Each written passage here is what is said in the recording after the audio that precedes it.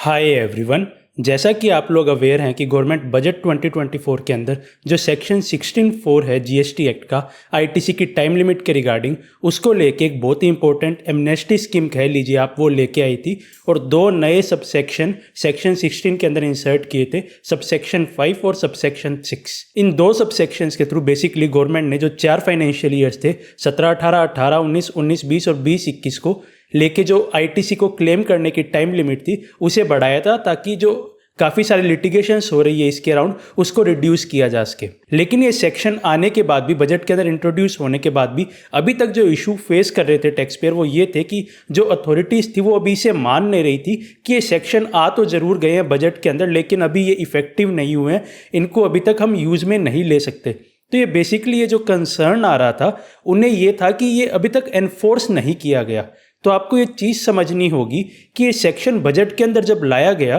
तो गवर्नमेंट ने उसे इफेक्टिव तो 1 जुलाई 2017 से ही कर दिया था, जब जीएसटी आया उसी डेट से इसे इफेक्टिव कर दिया। लेकिन इसे एनफोर्स गवर्नमेंट ने रिसेंटली अभी जो 17/2024 नोटिफिकेशन लाई 27 सितंबर को, उसके थ्रू इन्होंने एनफोर्स कर दिया 27 सितंबर 2024 से। तो अब जो इस सेक्शन का सेक्शन 16(5) और सेक्शन 16(6) जो भी लाने थे वो प्रॉपरली इफेक्टिव भी हो गए हैं, एनफोर्स भी हो गए हैं। तो अब सिंपली से ऐसा समझिए कि अब आपको इसका पूरा बेनिफिट मिलने वाला है, अब इस बेनिफिट के अंदर और कोई डिलेज नहीं होने वाले। तो अब जब आपको ये बात समझ आ गई है कि अब आपको इन सबसेक्शंस के बेनिफिट मिलने वाले हैं, सेक्शन 16(4) की जो एक्सटेंडेड टाइम लिमिट है उनके बेनिफिट मिलने वाले हैं, तो ये बेनिफिट्स मिलेंगे किस तरह से, हमें ये बेनिफिट जाके अथॉरिटीज से किस तरह से डिमांड करने हैं। तो इसके लिए आपको सबसे पहले ये चीज़ समझनी होगी कि आपका केस किस कैटेगरी के अंदर है। कैटेगरी से मेरा मतलब है कि क्या आपकी प्रोसीडिंग्स अभी चल रही है या फिर आपकी प्रोसीडिंग्स कंक्लूड हो गई है। प्रोसीडिंग चल रही है मतलब उसके ऊपर प्रोसीडिंग्स चल रही है, किसी अथॉरिटी के पास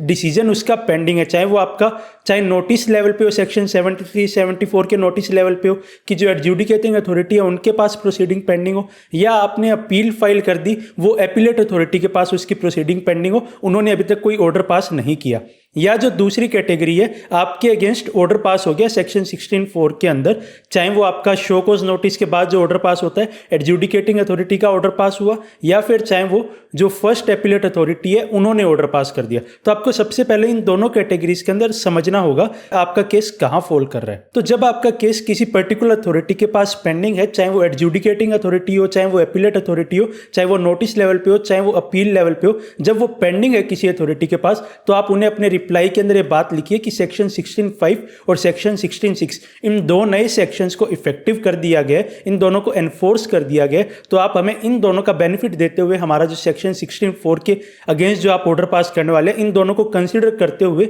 आप ऑर्डर पास कीजिए, हमारे फेवर के अंदर ऑर्डर दीजिए, क्योंकि हमें इनका बेनिफिट अब मिलना चाहिए। तो जब किसी अथॉरिटी के पास प्रोसीडिंग पेंडिंग है तो आप डायरेक्टली ये बात उन्हें रखिए और आपको इन दोनों नए सबसेक्शंस का बेनिफिट मिल जाएगा। आपको सेक्शन 16(4) की जो एक तरह से एमनेस्टी स्कीम आई है उसका बेनिफिट मिल जाएगा।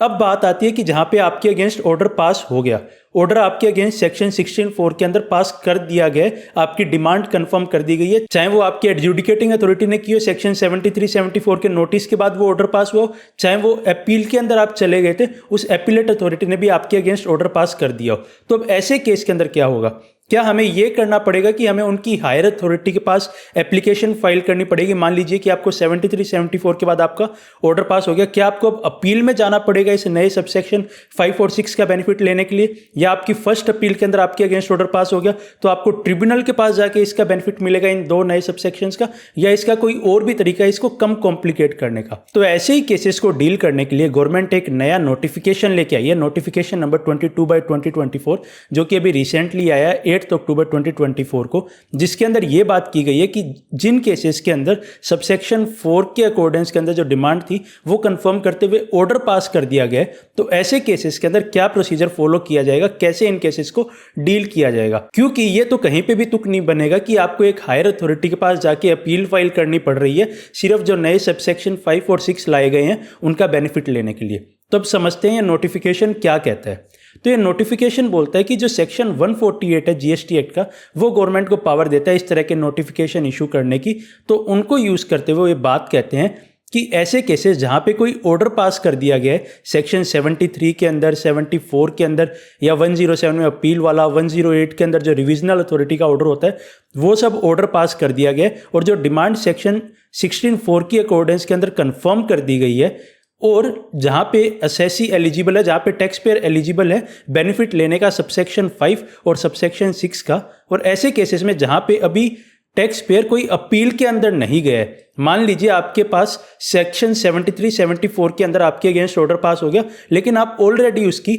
अपील फाइल कर चुके हैं, तो वो केस आपका इस केस के अंदर फॉल नहीं करेगा, इस नोटिफिकेशन के अंदर फॉल नहीं करेगा। आपके पास जो हमने पहली कैटेगरी डिस्कस की, डायरेक्ट आप जो आपकी एपीलेट अथॉरिटी है उन्हें सेक्शन 16(5) और 16(6) के बारे में बताइए और उसका बेनिफिट अवेल कर दीजिए। ये नोटिफिकेशन सिर्फ उन्हीं केसेस में आप अप्लाई कीजिए जहां पे आपका ऑर्डर पास हो गया और आप अभी उस ऑर्डर के अगेंस्ट कहीं पे अपील में नहीं गए, तो उस केसेस के अंदर आप किस तरह से बेनिफिट ले सकते हैं। उन्होंने एक ऑल्टरनेट मैकेनिज्म बताया कि आप इस तरह से इसका बेनिफिट ले सकते हैं, डायरेक्टली इस नोटिफिकेशन को यूज करते हुए आप बेनिफिट ले सकते हैं। तो इसके लिए उन्होंने बताया कि वो इलेक्ट्रॉनिकली कॉमन पोर्टल के ऊपर, जैसे पोर्टल के ऊपर आप जाके एक रेक्टिफिकेशन की एप्लीकेशन फाइल कर सकते हैं। जैसे आप पोर्टल के ऊपर रेक्टिफिकेशन एप्लीकेशन फाइल कर सकते हैं, वो आप रेक्टिफिकेशन एप्लीकेशन फाइल कर सकते हैं। लेकिन आपको यहाँ पे एक चीज़ का जो स्पेशल ध्यान रखना है वो ये रखना है कि ये बोलता है कि जो आपको टाइम पीरियड दिया जा रहा है वो 6 महीने का दिया जा रहा है, जिस डेट से ये नोटिफिकेशन इशू किया गया है। मतलब जो 8 अक्टूबर 2024 को आपका ये नोटिफिकेशन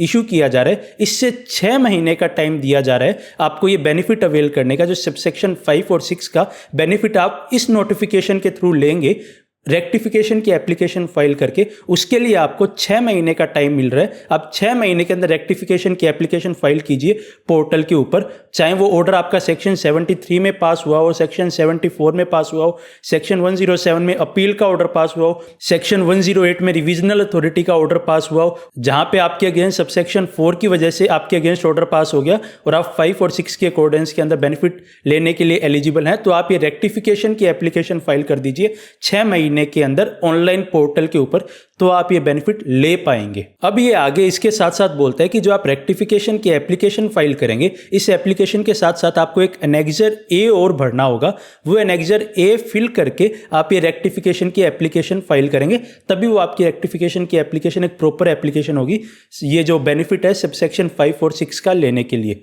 तो हम देखेंगे कि ये एनेक्सर ए के अंदर आपको क्या क्या डिटेल्स डालनी है, वो हम ये आगे देखते हैं। पहले हम ये नोटिफिकेशन पूरा कंप्लीटली अंडरस्टैंड कर लेते हैं। तो नोटिफिकेशन आगे बोलता है कि जो भी कंसर्न्ड अथॉरिटी है रेक्टिफिकेशन करने के लिए, वो वही अथॉरिटी होगी जिन्होंने आपके अगेंस्ट ऑर्डर पास किया है। तो जिसने आपके अगेंस्ट वो ऑर्डर पास किया है वही अथॉरिटी आपके लिए जो प्रॉपर ऑफिसर होंगे, वही आपकी कंसर्न्ड अथॉरिटी होगी जो रेक्टिफिकेशन कैरी आउट करेगी। तो जैसे मान लीजिए कि आपके अगेंस्ट सेक्शन 73, 74 का अगर ऑर्डर पास हुआ, तो आपकी जो एडजुडिकेटिंग अथॉरिटी थी जिन्होंने वो 73, 74 का ऑर्डर पास किया, वही प्रॉपर ऑफिसर होंगे यहाँ पे रेक्टिफिकेशन का ऑर्डर पास करने के लिए। और अगर आपके केस के अंदर अपील का ऑर्डर पास हो चुका था, तो जो आपके एपीलेट अथॉरिटी जिनके पास आपने अपील फाइल की, वही आपके प्रॉपर ऑफिसर होंगे जो आपका ये रेक्टिफिकेशन ऑर्डर भी पास करेंगे। और जो भी ये कंसर्न्ड अथॉरिटीज है रेक्टिफिकेशन के लिए, उन्हें ट्राई करना चाहिए कि वो 3 महीने के अंदर अंदर, जब से आपने एप्लीकेशन फाइल की उससे 3 महीने के अंदर अंदर जो भी ये रेक्टिफिकेशन एप्लीकेशन है उसका ऑर्डर वो पास कर दे। ये मैंडेटरी नहीं है,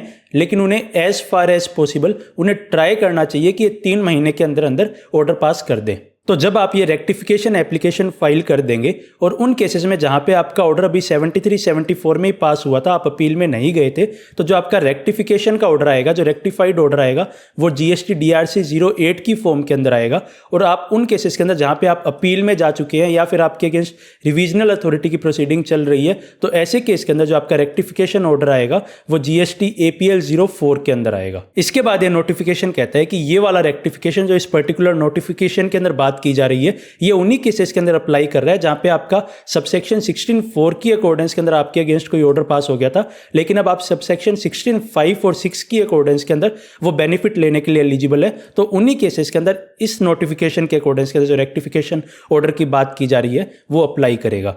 और अगर कोई केस ऐसा बन रहा है जहाँ पे अथॉरिटी ये कंसिडर कर रही है कि आपके एडवर्स कोई इफेक्ट आ रहा है रेक्टिफिकेशन ऑर्डर का, मतलब आपकी जितनी डिमांड ओरिजिनल ऑर्डर में बन रही थी, आपने कोई रेक्टिफिकेशन के लिए अप्लाई किया और रेक्टिफिकेशन ऑर्डर में उससे ज़्यादा ही डिमांड आपकी बन गई, तो ऐसे केसेस के अंदर जो प्रिंसिपल ऑफ नेचुरल जस्टिस है, मतलब आपको पहले सुना जाना जरूरी है, अपॉर्चुनिटी ऑफ बीइंग हर्ड आपको दी जानी जरूरी है, उसके बाद ही आपका कोई एडवर्स ऑर्डर आपके अगेंस्ट पास किया जा सकता है। तो जब आपको इस नोटिफिकेशन के रिगार्डिंग क्लैरिटी मिल गई है, तो हम जो एक इंपॉर्टेंट एस्पेक्ट और है इस नोटिफिकेशन का, जो एनेक्सर ए की ये बात कर रहा है, उसको और समझ लेते हैं कि एनेक्सर ए के अंदर आपको क्या क्या डिटेल्स अथॉरिटीज को देनी है। तो ये एनेक्सर ए में बेसिकली आपकी डिटेल्स रिक्वायर्ड होगी। ये तो आपकी जो बेसिक डिटेल्स है वो जाएगी। यहाँ पे ये मांग रहा है ऑर्डर के रेफरेंस नंबर और ऑर्डर की डेट। तो आप यहाँ पे देखिए कि ये नोटिफिकेशन सिर्फ उन्हीं केसेस के अंदर अप्लाई हो रहा है जहाँ पे आपके अगेंस्ट ऑर्डर पास हो चुका है और आपकी कोई और प्रोसीडिंग किसी अलग लेवल पे नहीं चल रही है, चाहे वो आपकी 73, 74 के अंदर एडजुडिकेशन लेवल पे चल रही हो या चाहे वो आपकी एपिलेट लेवल पे चल रही हो,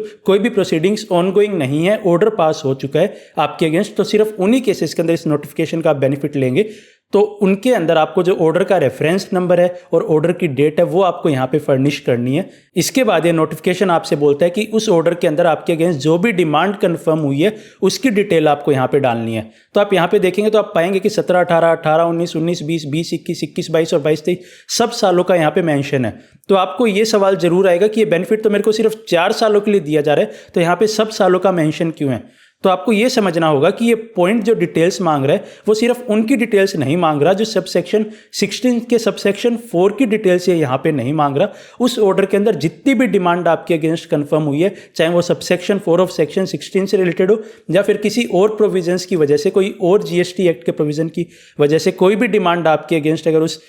ऑर्डर के अंदर आपके अगेंस्ट रेज हुई है, तो उन सब की डिटेल यहाँ पे डालनी है। और वो चाहे सिर्फ इन 4 सालों की ना हो, उस ऑर्डर के अंदर आगे के भी किसी साल की अगर डिमांड आपके अगेंस्ट रेज की जा रही है तो उसकी डिटेल भी आपको डालनी है। तो इस टेबल के अंदर जो वो पर्टिकुलर ऑर्डर है जिसके अंदर आपको सबसेक्शन 4 ऑफ सेक्शन 16 की डिमांड रेज हुई है, उसके अंदर और भी जो डिमांड है, उसकी जो टोटल डिमांड है, उनकी डिटेल्स यहाँ पे डालनी है ईयर वाइज। तो ये टेबल हो गई आपकी टोटल डिमांड की डिटेल्स डालने की उस पर्टिकुलर ऑर्डर के। इसके बाद ये अगली टेबल देते हैं पॉइंट 3 के ए के अंदर, जिसके अंदर ये बोलते हैं कि आपके अगेंस्ट सबसेक्शन 4 ऑफ सेक्शन 16 की वजह से कोई डिमांड पास हुई थी, लेकिन उसमें से अब आप कितनी एलिजिबल है आईटीसी लेने के लिए in accordance with subsection 5 of section 6। मतलब जो आप सबसेक्शन 5 ऑफ सेक्शन 16 के अकॉर्डेंस के अंदर अवेलेबल है, इसके अंदर यहाँ पे दोनों सबसेक्शन की बात नहीं कर रहा, सबसेक्शन 5 और सबसेक्शन 6 दोनों की बात नहीं कर रहा। टेबल 3 के ए के अंदर सिर्फ वही डिटेल्स जाएगी जो आप सबसेक्शन 5 के अकॉर्डिंग एलिजिबल हैं। सबसेक्शन 6 के अकॉर्डिंग जो आप एलिजिबल होंगे उसकी डिटेल आगे जाएगी। तो सबसेक्शन 5 के अकॉर्डिंग जो आप एलिजिबल है वो डिटेल आप 3 के ए में डालेंगे। तो आप यहाँ पे जब देखेंगे तो यहाँ पे सिर्फ 4 साल ही आ रहे हैं, 17, 18, 18, 19, 19, 20 और 20, 21, जिसकी ये सबसेक्शन 5 बात करता है। जो आगे के साल ऊपर आ रहे थे 22, 23, 21, 22 वो यहाँ पे नहीं आ रहे। इसके बाद हमने क्लोज ए के अंदर जो सबसेक्शन 5 के अंदर आप एलिजिबल हो गए वो डिटेल बात कर ली। क्लोज बी के अंदर आपको वो डिटेल डालनी है जिसके लिए आप सबसेक्शन 6 के अकॉर्डिंग एलिजिबल हो गए। सेक्शन 16 के सबसेक्शन 6 के अकॉर्डिंग जो आप एलिजिबल हो गए वो आपको क्लोज बी के अंदर डिटेल डालनी है। तो यहाँ पे आप देखेंगे तो फिर आपको 17, 18, 18, 19, 19, 20, 20, 21, 21, 22 और 22, 23 सबकी डिटेल मिल रही है। तो सबसेक्शन 6 अगर आप देखेंगे तो आपको समझ आ जाएगा कि यहाँ पे 21, 22 और 22, 23 को भी क्यों कवर किया जा रहा है। ये वो वाले केसेस कवर करता है सबसेक्शन 6 जहाँ पे आपका रजिस्ट्रेशन कैंसिल हो गया और बाद में जाके आपका रिवोक हो रहा है और जो आपकी टाइम लिमिट थी सबसेक्शन 4 ऑफ सेक्शन 16 की वो एक्सपायर हो चुकी है।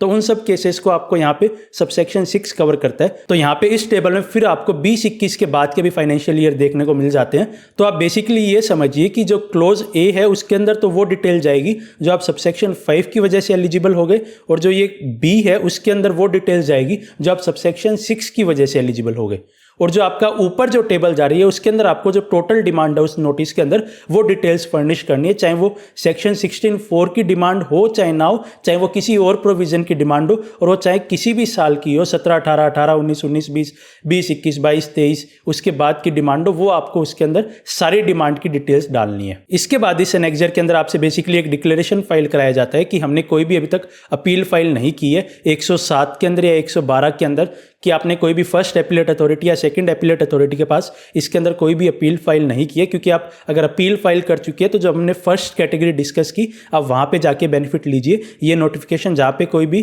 प्रोसीडिंग्स नहीं चल रही, जहाँ पे प्रोसीडिंग्स कंप्लीट हो चुकी है, ऑर्डर पास हो चुके हैं, सिर्फ वही केसेस के अंदर आप ये बेनिफिट लीजिए इस नोटिफिकेशन का। तो उसके रिगार्डिंग ये डिक्लेरेशन भी यहाँ पे एक आपसे साइन करा रहे हैं, और जो सेकंड डिक्लेरेशन है वो बेसिकली वही कि हम जो इन्फॉर्मेशन दे रहे हैं वो सही है, ट्रुथफुल है, कोई भी गलत इन्फॉर्मेशन नहीं दे रहे, और आपका लास्ट में वेरिफिकेशन आ जाएगा, आपकी साइनिंग आ जाएगी। तो इस तरह से आपको ये एनेक्जर ए फाइल करना है जो आप रेक्टिफिकेशन की एप्लीकेशन फाइल करने वाले हैं। तो आई होप आपको हमारी इस पूरी वीडियो के डिस्कशन से आपको क्लैरिटी मिली होगी कि ये जो दो नए सबसेक्शन लाए गए हैं 5 और 6, जो आपकी एक तरह से सबसेक्शन 4 ऑफ सेक्शन 16 की एमनेस्टी स्कीम है, जिसके लिए आपको अवेल करने की टाइम लिमिट एक तरह से बढ़ा दी गई है, तो उसका बेनिफिट किस तरह से लेना है। और जो भी ऑफिसर्स अभी तक जो आर्ग्यूमेंट्स दे रहे थे कि इसको अभी तक एनफोर्स नहीं किया गया है, इफेक्टिव नहीं है, इफेक्टिव तो इवन ये 1 जुलाई 2017 से ही है, लेकिन उन्हें जो एनफोर्स नहीं किया गया था उसे एनफोर्स भी कर दिया गया है 27 सितंबर से। तो अब आप इसका पूरी तरह से जो दो नए सबसेक्शन लाए गए हैं 5 और 6, उनका पूरी तरह से बेनिफिट ले सकते हैं, और किस तरह से ले सकता है